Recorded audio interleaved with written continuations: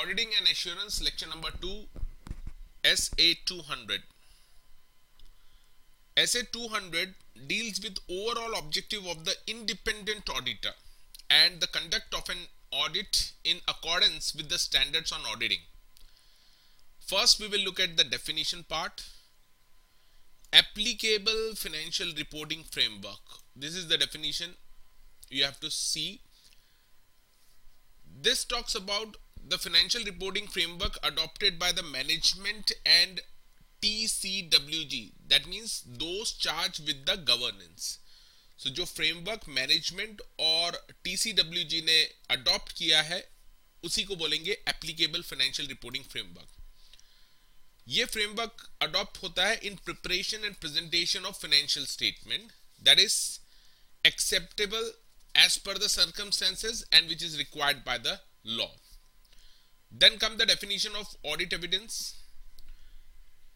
It's information used by the auditor in arriving at the conclusion on which the auditor's opinion is based.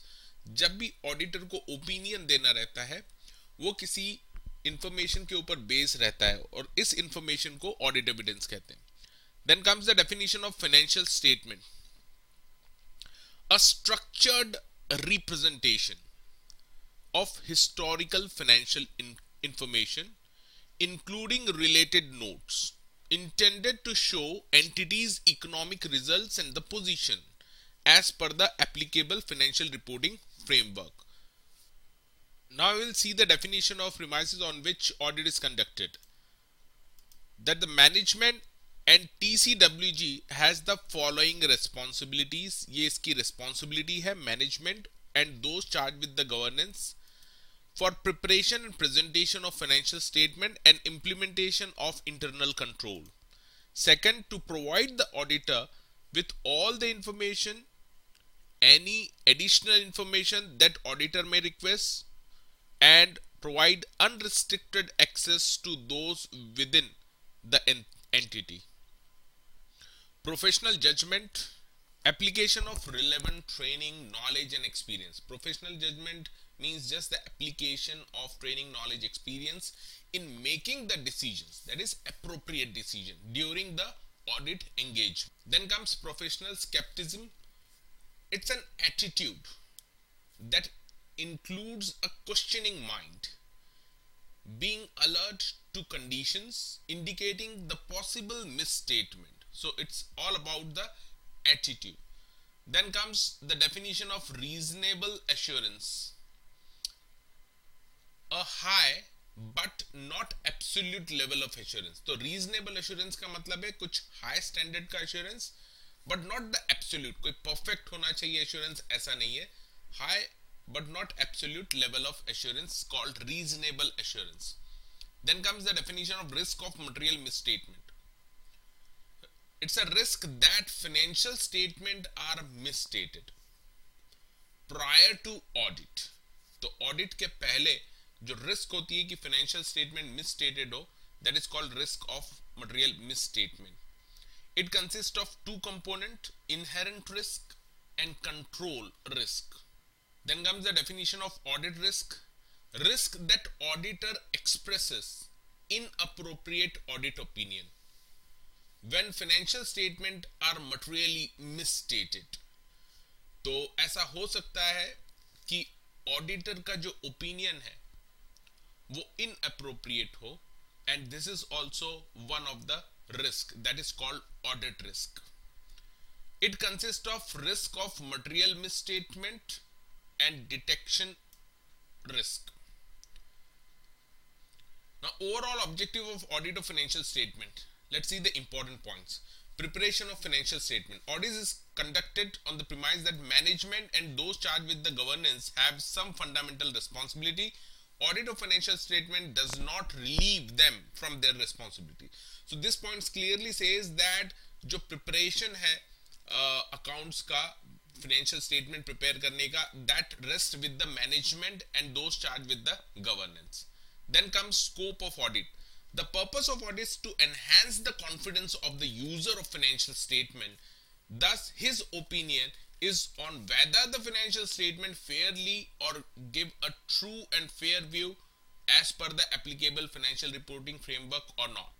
His opinion does not assure future viability of the entity or efficiency or effectiveness with which the management has conducted the affairs of the entity. इसका मतलब auditor का opinion ये नहीं show करता कि जो entity है वो फाइनेंशियली वायबल है या बहुत ही इफेक्टिव है या एफिशिएंट है. Fourth point, however, in some cases, applicable law regulation auditor to express opinion on some specific matter. The auditor should undertake further work as in Companies Act. So here you have to understand that auditor is required to go further, and as per the other laws he has to express his opinion on specific matters which are referred in respective acts. Then comes reasonable assurance with respect to misstatement. Auditor is required to obtain reasonable assurance. Reasonable assurance की definition हम पहले ही देख चुके हैं. He has to obtain reasonable assurance as to whether the financial statements are free from material misstatement or not. Thus, auditor obtained sufficient and appropriate audit evidence to reduce audit risk to enable the acceptable low level. However, the reasonable assurance is not absolute assurance due to inherent limitation of the audit. So this point clearly shows that he has to try his level best to obtain a reasonable assurance that the statement is free from material defect or misstatement. It is not 100% absolute assurance, but the reasonable assurance. Then comes inherent limitation of an audit. Auditor cannot obtain absolute assurance, cannot reduce the audit risk to zero. तो even audit के बाद भी chances होंगे कि उसमें कुछ misstatement हो सकती है financial statement. This due to inherent limitation of audit due to which auditor obtain persuasive evidence and rather than conclusive evidence. It arises from nature of financial reporting, nature of audit procedures, limitation with respect to time and cost.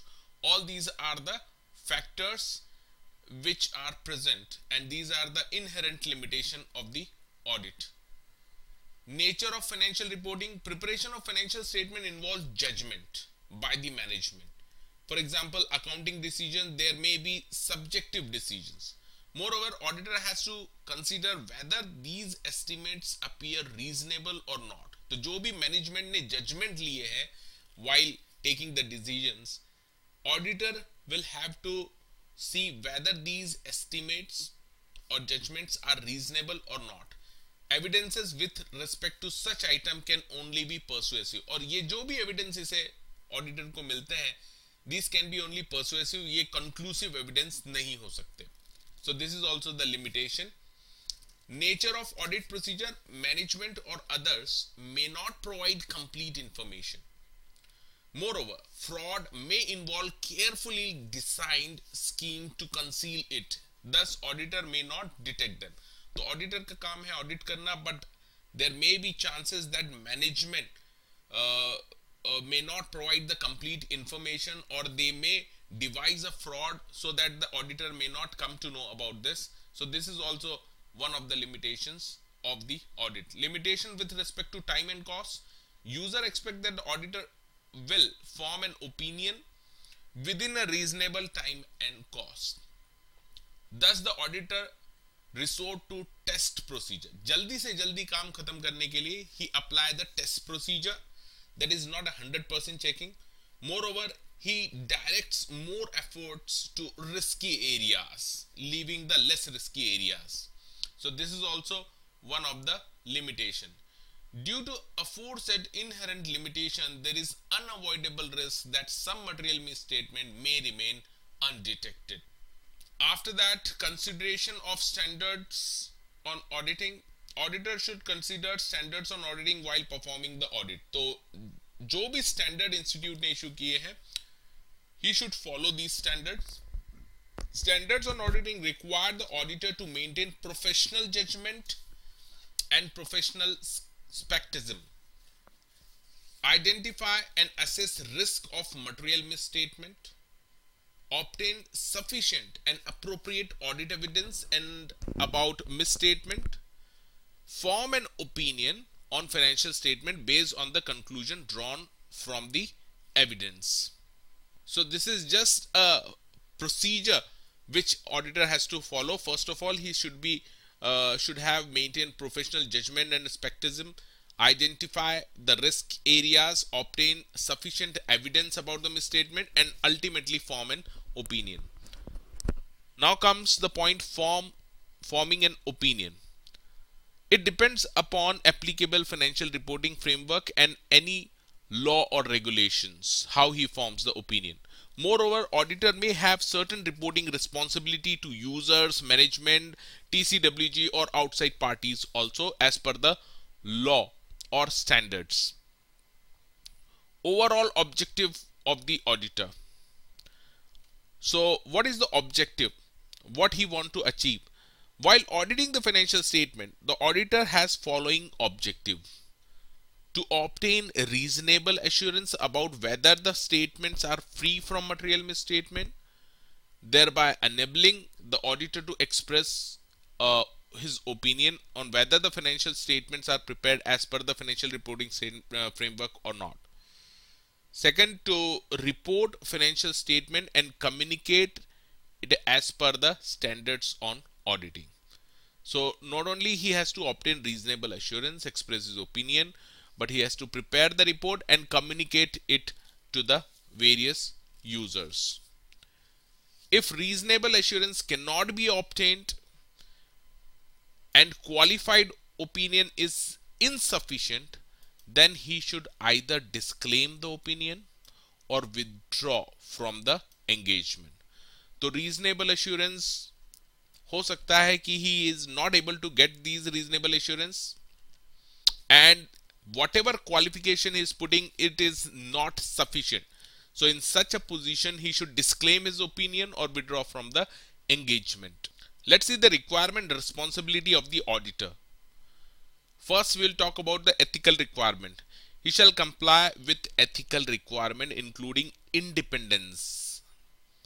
He is required to comply with the code of ethics issued by the Institute of Chartered Accountant of India. तो first तो इन्होंने कहा independent होना चाहिए. He should not get influenced by any other person और third parties और by the management. Secondly, code of ethics he should follow. It includes integrity, objectivity, professional competence and due care, confidentiality and professional behavior. Second, he shall be independent. Thus, he can form an opinion without being affected by the influences. Now, I'll talk about professional skepticism. He should recognize the conditions indicating possible misstatement. It includes being alert. For example, contradictory evidence. दो अलग अलग evidence आ रहे हैं जो दोनों contradictory, एक दूसरे से मैच नहीं हो रहे हैं. Condition indicating possible fraud. ऐसी कंडीशंस लग रही है जहां पे फ्रॉड होने के चांसेस हैं, which shows that there may be a fraud. Condition questioning reliability, जहां पर आपको रिलायबल नहीं लग रहे हैं जो evidence you are getting. So he should be alert to such situation. That is called professional skepticism. That is, he should be able to detect the possible misstatement in advance. Moreover, it requires critical assessments of audit evidence gathered. So whatever audit evidence he will get during the audit, he should be able to critically assess those audit evidence. And maintaining professional skepticism over all risk can be reduced. So if he is vigilant, alert, so risk can be reduced to minimum. Then comes about professional judgment. It is necessary to make proper decision during the audit. For example, decision about materiality. क्या ये item बहुत ही material है as far as audit is concerned or not. Then audit risk, whether there is a risk of misstatement or fraud in any particular area, then nature, time and extent of audit procedure, sufficiency and appropriateness of evidence. All these are the areas where he should be able to take decision properly. While making professional judgment, he considered level of consultations. He should feel free to have a consultation if required. It also need to be appropriately documented. So whatever he will get during the audit, it should be properly documented. Sufficient and appropriate audit evidence and audit risk. This is one of the important points of audit. Sufficient refer to quantum of evidence. कितना evidence है आपके पास, quantity of evidence. Whereas appropriateness refers to quality. किस quality का आपके पास evidence है. He should consider SA 500 for this purpose. It is required to reduce audit risks to an acceptable low level. Audit risk is technical risk. It does not include a business risk. It consists of risk of material misstatement and detection of risk. तो audit risk दो part होते हैं, material misstatement होने के chances हैं and detection risk जहां पे detect नहीं हो पाती risk, frauds या misstatement. However, due to inherent limitation of audit, the audit risk cannot be reduced to zero. We have already seen this. This will be repeated again and again. Then comes conduct of audit in accordance with the standards on auditing. Complying with the standards on auditing relevant to the audit. He should comply with the standards on auditing. He shall comply with the relevant standards on auditing. All standards on auditing is relevant if it is effective and circumstances stated in that standards on auditing exist. The auditor shall understand entire standards on auditing to apply it properly. So audit करने के पहले you should understand all the standards on auditing, then only you should approach the audit. He shall represent compliance with standards on auditing in auditor's report only if he has complied with the requirement of all relevant standards on auditing.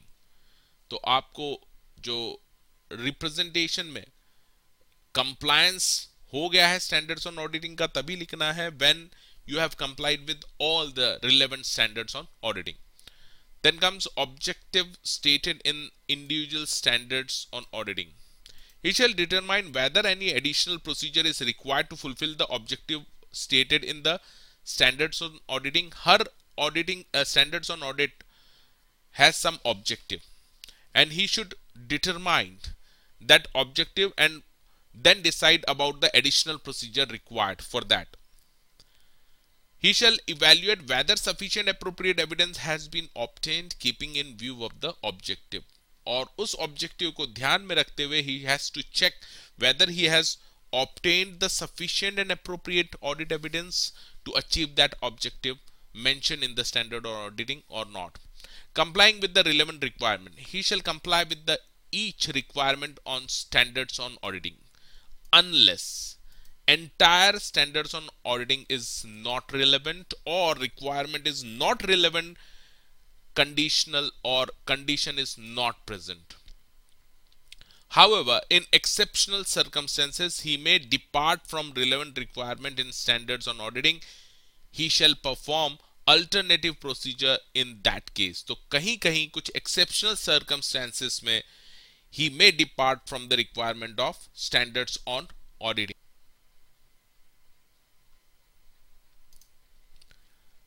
Default to achieve an objective in relevant statement. Her standard on auditing prescribes some objective to achieve. And if he fail to achieve such objective, in that case, he shall consider the need to modify the audit report. अगर उसको objective achieve नहीं होते हैं, he should modify the audit report or withdraw from the engagement. Audit से वो अपने आप को withdraw कर ले. It is significant matter requiring documentation as well. And if he is failed to achieve the objective, prescribed in standards on auditing, he should properly document it. Now this is important that the day standards on auditing 200 revised become effective, original standards on auditing 200 and 200A stand withdrawn. Now this will be the effective standards on audit SA 200 revised.